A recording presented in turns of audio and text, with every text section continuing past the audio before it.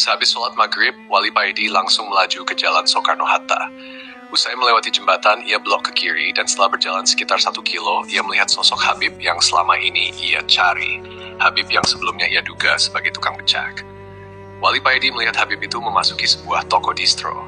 Ia mengarahkan sepedanya ke kanan dan terpampang tulisan di depan toko, Mark L. Outlet.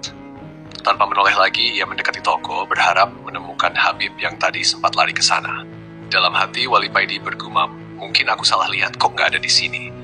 Tak lama kemudian muncul seorang pemuda jangkung dengan perawakan agak kurus yang menghampiri Wali Paidi. "Kang," katanya, "mondok kok keluyuran sampai ke sini," ujarnya. Wali Paidi pun kaget. Wah, Mas Sakti toh, kok bisa di sini, Mas? Ternyata pemuda jangkung itu adalah Mas Sakti, yang selama ini sudah dianggapnya sebagai kakak meski usianya lebih muda. Setelah saling mengolok-olok dengan santai, Mas Sakti mengajak Wali Paidi masuk ke dalam toko. "Ayo ngopi di atas aja, Kang," ajaknya sambil menaiki tangga menuju bagian atas toko. Di sana sambil menyeruput kopi, obrolan mereka mengalir. Kadang tertawa lepas, kadang hanya bergema kata, "Amin, amin." Wali Paidi pun menselonjorkan kakinya dan merebahkan tubuhnya, sementara Mas Sakti duduk di depannya. Asik membaca koran bekas. "Baca apa, Mas?" tanya Wali Paidi penasaran. "Ini baca Ahmad Dhani di demo," jawab Mas Sakti. "Soal apa, Mas?" lanjut Wali Paidi. "Ahmad Dhani pas konser menginjak lafaz Allah, kan? Logo Dewa itu menyertai rangkaian lafaz Allah, dan lantai panggungnya ada gambar besar logo Dewa yang mengandung lafaz Allah itu," jelas Mas Sakti. "Menurut sampean gimana, Mas?" tanya Wali Paidi. Mas Sakti terdiam sejenak. Setelah menaruh korannya sambil menyeruput kopi, ia menyalakan rokok miltnya dan berkata, "Menurut syariat, Dhani ini salah. Tapi hakikatnya kita semua berdiri di atas lafaz Allah." "Maksud dan contoh jelasnya gimana, Mas?" tanya Wali Paidi kembali. Mas Sakti pun berdiri dan memanggil temannya yang ada di bawah. "Ping, tolong ambil kacamata, bawa ke sini," mintanya. Tak lama, temannya datang membawa sepasang kacamata dan menyerahkannya kepada Mas Sakti. "Kamu pakai kacamata ini," ucap Mas Sakti sambil menyerahkan kacamata itu. Wali Paidi pun duduk dan memakainya. "Ya Allah, Allahu Akbar," jeritnya. Dalam pandangannya, seluruh dinding toko dan lantainya terangkai lafaz Allah. Ia mengarahkan pandangannya ke bawah, melihat lantai yang penuh dengan rangkaian lafaz yang begitu banyak. Rasa takut pun menyergapnya, apalagi ia melihat nafas yang keluar dari hidung Mas Sakti membentuk lafaz Allah. Seakan seluruh permukaan bumi dipenuhi rangkaian lafaz tersebut. Dengan berlinang air mata, Wali Paidi menyerahkan kembali kacamata itu kepada Mas Sakti. Mas Sakti menerimanya dengan senyum, lalu berkata, "Andai hijab hati kita dibuka oleh Allah, maka seluruh benda dan permukaan bumi terangkai lafaz Allah. Betapa tidaknya malu kita kalau berbuat maksiat di atas rangkaian lafaz Allah, mungkar di hadapannya, sedangkan kita berada di atas buminya." Wali Paidi semakin terseduh hingga tidak bisa menahan tangisan yang datang dengan deras. Di atas distro Morkel, Wali Paidi terdiam. Mas Sakti tersenyum lembut menyaksikan kesedihan di wajah Wali Paidi, sementara keheningan menghangatkan ruangan itu. "Tidur saja dulu, Kang. Di sini," ucap Mas Sakti. "Nanti saja, belum ngantuk, Mas," jawab Wali Paidi.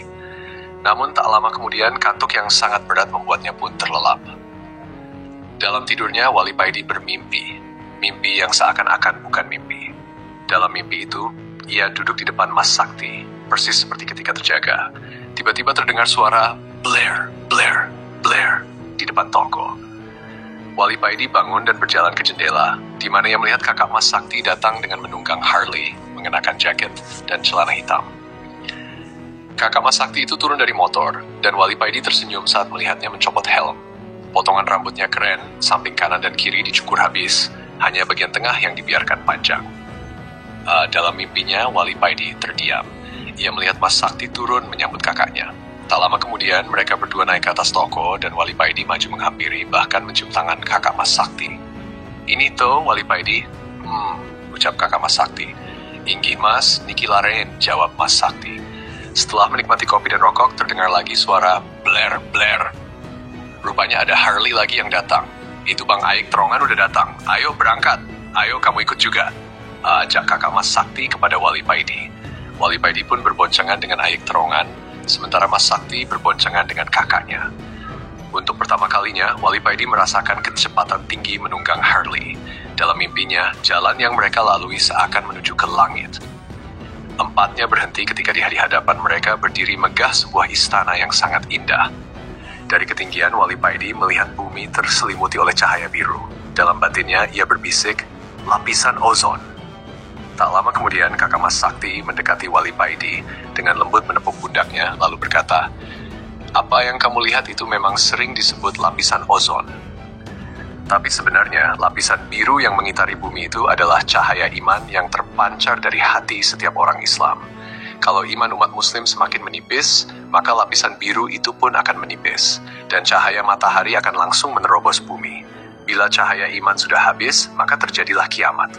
Setelah penjelasan itu, Kakak Mas Sakti mengajak Aik Terongan dan adiknya untuk masuk ke dalam istana, sambil berkata kepada Wali Paidi, "Kamu belum waktunya masuk, jaga motor saja di luar." Mas Sakti menambahkan dengan nada bercanda, "Santai saja, sebentar lagi kamu boleh masuk." Wali Paidi hanya menjawab, "Siap, bos." Bersambung. Semoga alunan kisah ini membawa ketenangan dan mengajak kita merenungi makna iman yang sesungguhnya.